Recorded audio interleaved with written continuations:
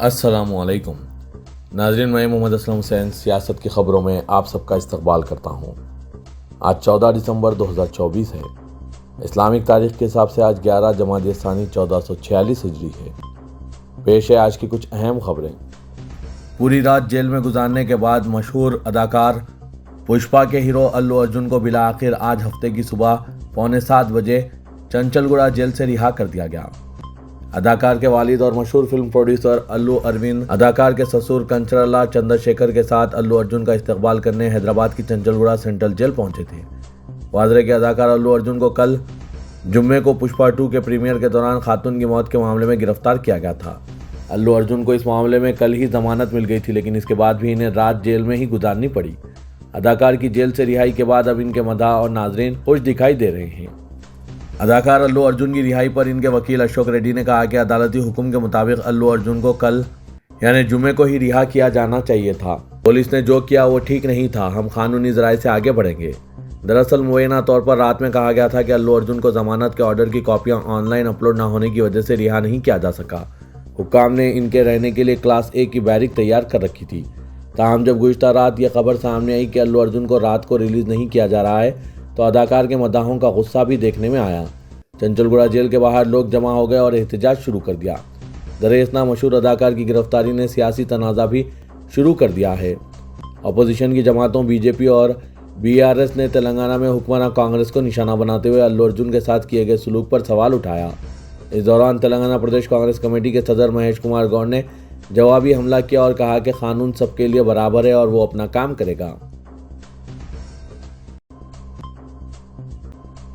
Delhi police के special cell ने मीरठ के इलाके में एक इनकाउंटर में सोनू मटका नामी एक मुजरिम को हिरासत में ले लिया है। वाजरे के ये वही मुजरिम है जो शाहिदरा में दिवाली की रात चचा और भतीजे को गोली मारकर फरार हो गया था। मीरठ में सोनू मटका की नकल व हरकत की इत्तला मिली, जिसके बाद स्पेशल सेल की टीम ने आज हफ्ते की सुबह इसे घेरे में ले लिया। राय के मुताबिक दोनों जानिब से कई राउंड फायरिंग की गई। मीरठ के टीपी नगर थाने इलाके में पुलिस की गोलियों से जख्मी होने पर इसे गिरफ्तार कर लिया गया। बादशाह इससे अस्पताल में इलाज के दौरान वो जख्मों से जांबर ना हो सका और इसकी मौत वाक़ हो गई। इस मामले में कत्ल के दिन स्कूटर चलाने वाले नाबालिग को पुलिस ने पहले ही पकड़ लिया था, लेकिन शूटर मटका अभी तक फरार था। सोनू एक मुजरिम है जिस पर 50,000 रुपए का इनाम था। बाबा गैंग का बदनाम जमाना शूटर था। इसके खिलाफ उत्तर प्रदेश और दिल्ली में डकैती और कत्ल के आधे दर्जन केसेस दर्ज है। शिवसेना सरबराह उद्धव ठाकरे ने अपनी रिहायशगाह पर मुनक्किदा एक प्रेस कॉन्फ्रेंस में न सिर्फ रियासत की फिटनेस हुकूमत पर तनकीदें की बल्कि मरकज़ की मोदी हुकूमत को भी निशाना बनाया। उन्होंने बांग्लादेश के हवाले से वज़ीर-ए-आज़म नरेंद्र मोदी से बराह रास्त सवाल किया कि जिस विश्वगुरु नरेंद्र मोदी ने फ़ोन कर रूस और यूक्रेन के दरमियान जारी जंग रुकवा दी थी, वो बांग्लादेश में हिंदुओं पर हो रहे मज़ालिम पर आवाज़ क्यों नहीं उठा रहे हैं। बांग्लादेश में हिंदुओं पर हमले हो रहे हैं। 2-3 महीने कबल बांग्लादेश की क्रिकेट टीम हिंदुस्तान से मैच खेलने आई थी। उस वक्त आदित्य ने यह सवाल उठाया था कि जिस बांग्लादेश में हिंदुओं पर मजालिम हो रहे हैं, इनके साथ क्रिकेट मैच खेलना कितना दुरुस्त है। लेकिन तौक़े के मुताबिक बरसर इक़्तिदार पार्टी की जानिब से कोई जवाब नहीं मिला। उद्धव के मुताबिक अब भी बांग्लादेश में हिंदुओं पर मजालिम थमने का नाम नहीं ले रहे हैं। गुज़िश्ता दिनों ही वहाँ एक मंदिर को नज़र-ए-आतिश किया गया और मंदिर के निगरान को गिरफ्तार किया गया। इतना सब होने के बावजूद हमारे विश्वगुरु खामोश क्यों बैठे हैं। उद्धव ठाकरे ने कहा कि इन्हें तो अब तक जोश आ जाना चाहिए था। नाज़रीन, इस पर आपकी क्या राय है, कमेंट के जरिए ज़रूर बताइएगा। आईन हिंद के शानदार सफ़र के 75 साल लोकसभा में मुनक्किदा बहस का वज़ीर दिफा राजनाथ सिंह ने आगाज़ किया। उन्होंने कहा कि हिंदुस्तान का आइन तमाम तबक़ात की फलाह व बहबूद के लिए है और सबको मसावी हुकूक देता है, गरीबों को आला ओहदों पर फायज होने की इजाज़त देता है। लेकिन आज एक पार्टी इस आइन को हाईजैक कर लेना चाहती है। वो इसे अपनी इजारादारी समझती है और मौका मिलते ही इस आइन की तौहीन करती है। उन्होंने कहा कि आइन को अपनाने के 75 साल मुकम्मिल होने पर पार्लियामेंट में बहस हो रही है। हिंदुस्तान के आज़ादी पसंदों और आम हिंदुस्तानियों ने जो ख्वाब देखा था वो पूरा हो रहा है। राजनाथ सिंह ने इल्ज़ाम लगाया कि कांग्रेस ने आइन में तब्दीली की कोशिश की और ये तब्दीली जवाहरलाल नेहरू, इंदिरा गांधी, राजीव गांधी और मनमोहन सिंह की हुकूमतों में हुई। आईनी तरमीम के नाम पर कांग्रेस की हुकूमतों ने आइन को बदलने का काम किया। पहली आईनी तरमीम पर कांग्रेस हुकूमत को प्रेस में तनकीद का निशाना बनाया गया था। आज जो कांग्रेस आइन के गुण गा रही है, इसने 1951 में आम इंतखाबात होने से पहले ही शहरियों के हुकूक को दबाने का काम किया है। कांग्रेस के रुकने पार्लियामेंट प्रियंका गांधी ने आईन हिंद पर बहस में हिस्सा लेते हुए हुकूमत को सख्त तनकीद का निशाना बनाया। पार्लियामेंट में इनकी ये पहली तकरीर थी जिसमें इब्तिदा में तो वो थोड़ा लड़खड़ाई, लेकिन जब उन्होंने संभाला तो हुकूमती अरकान भी संभल कर बैठ गए और इनकी तकरीर सुनने लगे। अपनी तकरीर के दौरान उन्होंने कई बार ये महसूस कराया कि ऐवान में इंदिरा गांधी वापस आ गई है। प्रियंका गांधी ने कहा कि अपोजिशन के रहनुमाओं को जेल में डाल दिया जाता है, इनको मुल्क दुश्मन कहकर सताया जाता है, पूरे मुल्क का माहौल खौफ से भर दिया गया है। मैं याद दिलाना चाहती हूँ कि इस तरह का खौफ का माहौल मुल्क में बरतानवी दौर में था, जब इस तरफ बैठे हुए गांधी के नज़रिए वाले लोग आज़ादी की लड़ाई लड़ रहे थे, तब उस नज़रिए के लोग बरतानवी साम्राज्य के साथ साजबाज कर रहे थे, लेकिन खौफ फैलाने वाले खुद खौफ का शिकार बन जाते हैं। आज इनकी भी यही हालत हो गई है। खौफ फैलाने के इतने आदी हो गए हैं कि अब बहस से डरते हैं, तनकीद से डरते हैं। प्रियंका गांधी ने कहा कि किसी ज़माने में बादशाह लिबास बदलकर तनकीद सुनने जाता था, लेकिन आज का बादशाह लिबास तो बदलता है, शौक़ है इनको लिबास बदलने का, लेकिन ना ऐवान में जाने की हिम्मत है और ना तनकीद सुनने की। प्रियंका गांधी ने कहा कि मैं तो ऐवान में नहीं हूँ, सिर्फ 15 दिन से आ रही हूँ, लेकिन मुझे हैरानी है कि इतने बड़े बड़े मसाइल मुल्क को दरपेश है, लेकिन मोदी जी सिर्फ 10 मिनट के लिए आए हैं। दिल्ली हाईकोर्ट ने मुगल ताजदार बादशाह शाह जफर दुव्वम के पोते की बेवा होने का दावा करने वाली खातून की अर्जी को खारिज कर दिया, जिसमें लाल किले को इसकी विरासत होने का दावा किया गया था। इससे कबल 2021 में ये अर्जी खारिज की जा चुकी है। इसी को हाईकोर्ट में चैलेंज किया गया था। सुल्ताना बेगम नामी खातून ने अर्जी में कहा था कि 1857 में अंग्रेज़ों के जरिए जबरन लाल किले पर कब्जा कर लिया गया था। उन्होंने दावा किया था कि वो लाल किले की असली मालिक हैं, क्योंकि यह जायदाद इन्हें बहादुर शाह जफर से विरासत में मिली थी। ताहम हुकूमत हिंद ने लाल किले पर गैर कानूनी कब्जा किया हुआ है। अर्जी में 1857 से लेकर अब तक नाजायज़ कब्जे के लिए मुआवजा देने की भी दरख्वास्त की गई। अर्जी गुजार ने देर से अपील करने के लिए माफ़ी भी मांगी। कारगुजार चीफ जस्टिस वैभव भाकर और जस्टिस तुषार राव ने अर्जी खारिज करते हुए कहा कि अपील 2.5 साल के बाद दायर की गई है, जिसे माफ़ नहीं किया जा सकता। दरअसल अर्जी 2021 में दायर की गई थी, जिसे अदालत ने बहुत देरी की बुनियाद पर खारिज कर दिया। इस फैसले को हाईकोर्ट में चैलेंज किया गया था और आज हाईकोर्ट ने भी अर्जी खारिज कर दी है।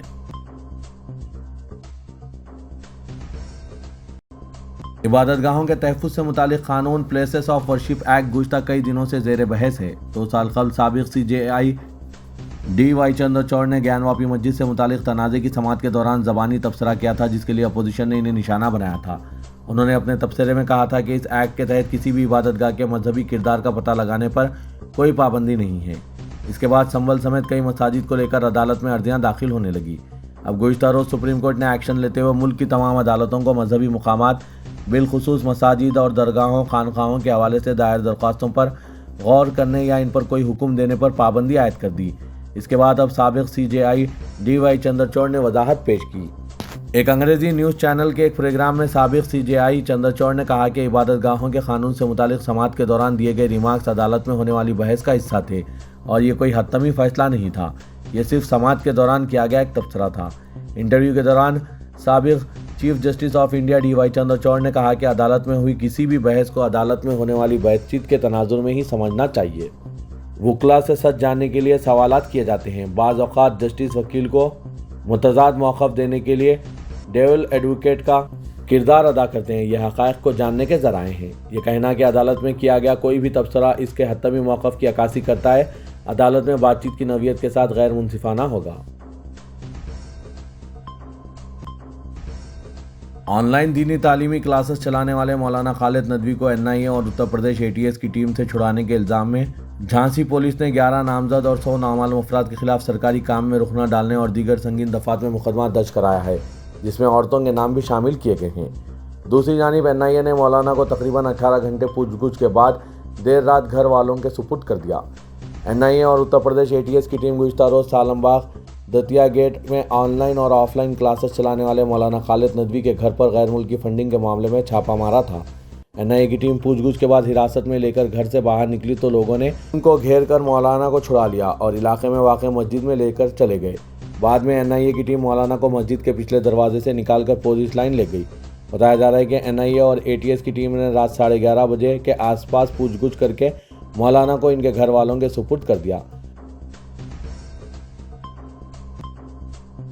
तेलंगाना में सदर प्रदेश कांग्रेस महेश कुमार गौड़ ने कहा कि आइंदा आम इंतखाबात में मुल्क में कांग्रेस का इख्तिदार यकीनी है और कांग्रेस कायद राहुल गांधी क्रिकेटर विराट कोहली का रोल अदा करके कांग्रेस के शानदार मुजाहरे को यकीनी बनाएंगे। महेश कुमार गौड़ ने अखबार दी हिंदू से मुनक्किदा लेट फॉर लाइफ डायलॉग 2025 में शिरकत की और मुमताज़ सहाफ़ियों राजदीप सरदेसाई, नीरजा चौधरी और दीगर सहाफ़ियों के सवालात के जवाब दिए। महेश कुमार गौड़ ने आइंदा इंतखाबात में कांग्रेस के शानदार मुजाहरे की पेशकशी की। उन्होंने कहा कि राहुल पाबंद अहद शख्सियत है और उन्होंने मुल्क में समाजी इंसाफ का बेड़ा उठाया है। उन्होंने कहा कि बीआरएस के 10 साल दौर में तेलंगाना हर शोबे में पसमानदगी का शिकार रहा। कांग्रेस ने इख्तिदार के 9 माह में 56,000 जायदादों पर तकर्रुरात का रिकॉर्ड कायम किया। उन्होंने कहा कि 1 साल में कांग्रेस हुकूमत ने तमाम अहम इंतखाबी वादों की तकमील कर ली और बाकी वादों की जल्द तकमील की जाएगी। उन्होंने कहा कि किसानों को 2 लाख तक कर्ज माफ़ी स्कीम के तहत 21,000 करोड़ जारी किए गए हैं। तेलंगाना हुकूमत ने सड़कों में रुकावट बनने वाले बरकी पोल्स और ट्रांसफार्मर्स को हटाने पर तवज्जो मरकूज़ की है। इससे ग्रेटर हैदराबाद में ट्रैफिक में रुकावटें पैदा हो रही है और हादसा पेश आ रहे हैं। इसके एक हिस्से के तौर पर एक जायजा इजलास corporate office southern power distribution company limited में मुनक्किद किया गया, जिसमें GHMC, traffic police, town planning और टीजीएसपीडीसीएल के ओहदेदारों ने शिरकत की। सड़कों की रुकावट को हटाने और शहर बशमुल शेखपेट, वनस्थलीपुरम, एलबी नगर, गच्चीबौली, उप्पल, हफ्सीगुड़ा, मासाब टैंक और दीगर मसरूफ सड़कों पर सड़कों की तोसी के काम किए जा रहे हैं। दीगर महकमा जात के ओहदेदारों को नोडल ऑफिसर बनाया गया है ताकि इन मसाइल का हल तलाश किया जा सके। तेलंगाना में रियासती काबीना का इजलास इम्कान है कि 16 दिसंबर को मुनक्किद होगा, जिसमें मुख्तलिफ बिल्स को मंजूरी दी जाएगी जिन्हें असेंबली के जारिया सरमा इजलास में पेश किया जाएगा। जराये ने बताया कि असेंबली के कमेटी हॉल में चीफ मिनिस्टर रेवंत रेड्डी की सदारत में काबीना का इजलास पीर को मुनक्किद होगा। इसी इजलास में नए रेवेन्यू कानून की मंजूरी, ज़ात पात की मरदमशुमारी को कानूनी हैसियत देने और रैतु भरोसा स्कीम के गाइडलाइंस और मजालिस मुकामी इदारेजात के इंतखाबात के सिलसिले में तफसीली तबादला ख्याल किया जाएगा। इसी दिन से असेंबली इजलास का दोबारा आगाज होगा, जिसमें मुख्तलिफ बिल्स को मंजूरी दी जाएगी। सदर कुल हिंद मजलिस इत्तेहादुल मुस्लिमीन और रुकन पार्लियामेंट हैदराबाद असदुद्दीन अवैसी ने लोकसभा में वक्फे सवालात के दौरान भारत के पड़ोसी ममालिक के साथ ताल्लुकात से मुतालिक मरकजी वज़ीर ख़ारजा एस जयशंकर से सवालात किए। ओवैसी ने वज़ीर ख़ारजा से सवाल किया कि आया वो ऐवान को बता सकते हैं कि नेपाल ने भारत के हुदूद को अपनी सरहदों में शामिल करते हुए अपनी करेंसी की इशात की है। इस बारे में हुकूमत क्या इक़दाम कर रही है। असदुद्दीन अवैसी ने पूछा कि म्यांमार से भारत में ड्रग्स की स्मगलिंग को रोकने के लिए क्या इक़दाम किए जा रहे हैं। ओवैसी ने कहा कि भारत बांग्लादेश में 10 बिलियन अमेरिकी डॉलर के खर्च से तरक्की के लिए पाबंद है। उन्होंने दरियाफ्त करना चाहा कि बांग्लादेश में हिंदुओं और इनके मंदिरों के तहफ़्फ़ुज़ के लिए क्या इक़दाम किए जा रहे हैं। असदुद्दीन अवैसी ने पूछा कि बांग्लादेश से जो सस्ता कपड़ा लाकर यहाँ डंप किया जा रहा है, इससे मुकामी टेक्सटाइल सनतों को क्या नुकसान हो रहा है, इसके बारे में हुकूमत क्या इक़दाम कर रही है। असदुद्दीन अवैसी के सवालात पर मरकज़ी वज़ीर ख़ारजा एस जयशंकर ने बताया कि भारत की सरहदों के बारे में हमारा मौक़िफ़ इंतहाई वाज़ेह है। हमारे किसी पड़ोसी के तवक्कुआत के बारे में भारत अपना मौक़िफ़ तब्दील नहीं कर सकता।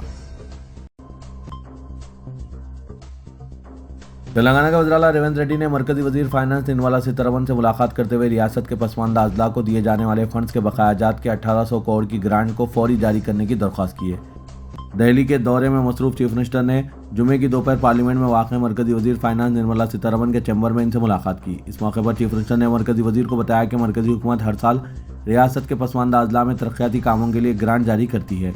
आंध्र प्रदेश तंजीम जदीद कानून के मुताबिक तेलंगाना के 9 अजला के लिए हर साल 450 करोड़ रुपये की ग्रांट मंजूर करने का वादा किया गया। ताहम मरकजी हुकूमत ने माली साल 2019-20 से लेकर माली साल 2023-24 तक यानी 4 साल से इस ग्रांट को जारी नहीं किया। 4 साल से ये रकम ज़ेर-अल्तवा है जो 1800 करोड़ तक हो गई है। तेलंगाना के वज़ीर आला रेवंत रेड्डी ने कहा है कि फिल्म अदाकार अल्लू अर्जुन की गिरफ्तारी के मामले में कानून अपना काम कर रहा है। नई दिल्ली में मीडिया के नुमाइंदों के साथ गैर रस्मी बातचीत करते हुए चीफ मिनिस्टर तेलंगाना रेवंत रेड्डी ने कहा कि गिरफ्तारी के मामले में इनका कोई रोल नहीं है और कानून की नज़र में तमाम मसावी है। उन्होंने कहा कि हैदराबाद में एक थिएटर में भगदड़ के वाक़े में खातून की हलाकत के बाद पुलिस ने खुद ख्वाहिद की कार्रवाई शुरू की और तमाम मामलों से कानून के मुताबिक निपटा जा रहा है।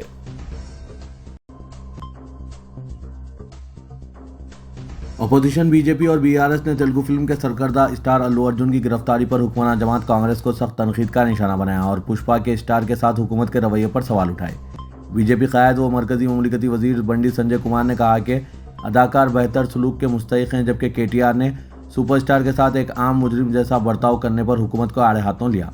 बंडी संजय ने सोशल मीडिया प्लेटफॉर्म एक्स पर पोस्ट करते हुए इल्ज़ाम आयद किया कि कौमी अवार्ड याफ्ता अदाकार को लिबास तब्दील करने का वक्त दिए बगैर इन्हें इनके बेडरूम से गिरफ्तार किया गया। उन्होंने हुकूमत और पुलिस के इस अमल को बेइज्जती, अदम एहतराम और शर्मनाक करार दिया। उन्होंने कहा कि अल्लू अर्जुन ने हिंदुस्तानी सिनेमा को आलमी सतह पर पहचान दिलाई है। इनके साथ इस तरह का सलूक शर्मनाक है, जबकि वो बेहतर सलूक के मुस्तहिक है। दरअसल सीनियर अदाकार एन बालाकृष्णा ने अल्लू अर्जुन की गिरफ्तारी को गैर मुनसिफाना करार दिया। बीआरएस के कारगुजार सदर के टी रामाराव ने फिल्मी अदाकार अल्लू अर्जुन की गिरफ्तारी की शदीद मजम्मत की। शहर हैदराबाद में रॉडी शीटर्स और गुंडा अनासिर की सरगर्मियों में इजाफा होता जा रहा है। इन दिनों रॉडी शीटर्स के हौसले बुलंद हो गए हैं। गुज़श्ता रोज शहर के साउथ वेस्ट जोन में एक रॉडी शीटर ने इक़दाम कत्ल की वारदात को अंजाम दिया, तो दूसरी तरफ साउथ जोन में 2 टोलियों में तसादुम का वाक़या पेश आया। दोनों ही मामलात में पुलिस की कारकर्दगी पर सवालिया निशान लग गए हैं। कुलसुमपुरा हुदूद में पुलिस ने हालांकि रॉडी शीटर और इसके साथी को गिरफ्तार कर लिया, लेकिन इस टोली की सरगर्मियों के खिलाफ कार्रवाई नहीं की गई। गुज़श्ता रोज शालीबंडा हुदूद में रात देर गए चंद नौजवानों में आपसी झगड़े का वाक़या पेश आया। एक ग्रुप जो हथियारों के साथ पहुंचा था, पुलिस की बरवक्त आमद से हथियार छोड़कर चला गया। हालांकि शालीबंडा पुलिस ने इन हथियारों को जब्त कर लिया, लेकिन 4 दिन गुजरने के बावजूद भी इनके खिलाफ कोई कार्रवाई नहीं हुई। ताज्जुब की बात तो यह है कि मुकाम वारदात से पुलिस ने एक एक्टिवा गाड़ी को भी जब्त किया, जिसको एक होटल मालिक के कहने पर पुलिस ने छोड़ दिया। शालीबंडा पुलिस पर होटल मालिकीन, सियासी लीडरों और रॉडी अनासिर के साथ साजबात के इल्ज़ामात पाए जा रहे हैं। इन इलाकों में रात देर तक शोबदाबाजियाँ और नशे की हालत में गैर समाजी सरगर्मियाँ बढ़ती जा रही है और अवाम का कहना है कि इलाके में मखसूस तिजारती इदारों और होटल को रात देर तक खुला रखा जा रहा है और पुलिस इनकी मदद करती है, जिसके सबब नौजवानों की सरगर्मियाँ देखी जा रही है। मुकामी अवाम ने पुलिस से अपील की है कि वो शहर के इन इलाकों में होटलों को वक्त पर बंद करवाते हुए गश्त में इजाफा करें, ताकि शरपसंदी के वाक़यात पर मुकम्मल रोक लगाई जा सके। अवाम का कहना है कि रॉडी और गुंडा अनासिर के खिलाफ अदम कार्रवाई पुलिस की मसाइल से दिलचस्पी को जाहिर कर रही है, जिसके सबब पेशेवाराना मुजरिमीन के अलावा निचले और नशे के आदी अफराद के हौसले बुलंद हो रहे हैं, जो जराइम की तरफ मायल होते हुए शहर और शहरियों के अमन के लिए नुकसानदा साबित हो रहे हैं। पुलिस कमिश्नर से अवाम ने ऐसे वाक़यात का सख्त नोट लेने की अपील की है। भारतीय जनता पार्टी के रुकन असेंबली मलून राजा सिंह ने पुष्पा 2 के प्रीमियर में एक अलमनाक वाक़े के सिलसिले में गिरफ्तारी के बाद कौमी अवार्ड याफ्ता अल्लू अर्जुन के दिफा के लिए आगे आए। गोशामाइल के रुकन असेंबली ने सिटी पुलिस और इंतजामिया पर तनकीद करते हुए इस गिरफ्तारी को गैर मुनसिफाना और गैर ज़रूरी करार दिया। अपने सोशल मीडिया प्लेटफॉर्म एक्स पर राजा सिंह ने हैदराबाद पुलिस की इन कार्रवाइयों की सख्त मजम्मत की और इस बात पर जोर दिया कि अल्लू अर्जुन को इसके कंट्रोल से बाहर की नाकामियों का जिम्मेदार ठहराया जा रहा है। भगदड़ का अलमनाक वाक़या महकमा पुलिस की वाज़ेह नाकामी है। कौमी अवार्ड याफ्ता स्टार अल्लू अर्जुन का कसूर नहीं, जिसने अपनी तारीफों और कामयाबियों से तेलुगु रियासतों के लिए बेपनाह फ़ख्र हासिल किया है। राजा सिंह ने जोर देकर कहा कि निज़ामी खामियों को दूर करने के बजाय अल्लू अर्जुन जैसे मशहूर आइकॉन को निशाना बनाना एक गलती है। इसे किसी ऐसी चीज़ के लिए जवाबदार ठहराना जिसके लिए वो बराह रास्त जिम्मेदार नहीं है, दोनों ही गैर मुनसिफाना और गैर ज़रूरी है। नाज़रीन, राजा सिंह के ख्यालात पर आपकी क्या राय है? कमेंट के ज़रिए ज़रूर बताइएगा।